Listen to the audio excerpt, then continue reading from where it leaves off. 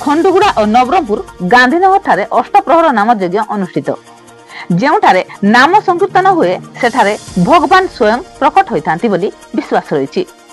भगवान को नाम रे अपार महिमा रही। श्रद्धा और निष्ठार सहित बारंबार आवृत्ति कले अंतःकरण रे पवित्रता आसे, दिव्य आनंद मिले। देवभूमि भारतवर्षर हिंदू धर्म अनुसार विभिन्न पुराण शास्त्र जना पड़े समय अवधि तो 4 जुगरे गणना करा जायछि, यथा सत्य, त्रेतया, द्वापर और कलिजुग।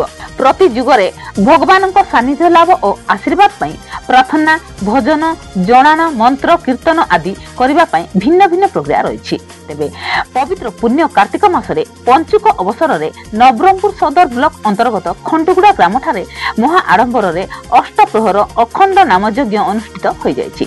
शनिवार भोर सकाळु खंडुगुड़ा ग्रामर संकीर्तन मंडली और ग्रामवासी द्वारा नाम संकीर्तन आरंभ करा जायथिला। एही धार्मिक उत्सव रे दळैगुड़ा, नुआगुड़ा, सिंधीगुड़ा, पुजारीगुड़ा, दाईभटा ग्रामर संकीर्तन दल जगदे चमत्कार भाव में नृत्य संगीतन माध्यम रे प्रभु को नाम कीर्तन करुवा बेले शह शह श्रद्धालु एही भव्य उत्सव रे उपस्थित रही हरिनामर महिमा श्रवण करथिले। अन्यपटे ग्रामवासी पक्षरु संकीर्तन मंडली गुड़ी को भव्य स्वागत करा जायथिला। फूल चंदन दे सेमानंकु अष्टप्रहरी मंडली मध्यरे पाछटी निया जायथिला। भक्त मानक मन आउ हृदय रे हरिनाम कृष्ण नाम पवित्र गुंजन होई आनंद प्रदान करुवा बेले ग्रामर आध्यात्मिक परिवेश सृष्टि होइथिला। सारा राति नाम संकीर्तन सहित आनंद बजार रे प्रसाद सेवन कार्यक्रम आयोजन करा जायथिला।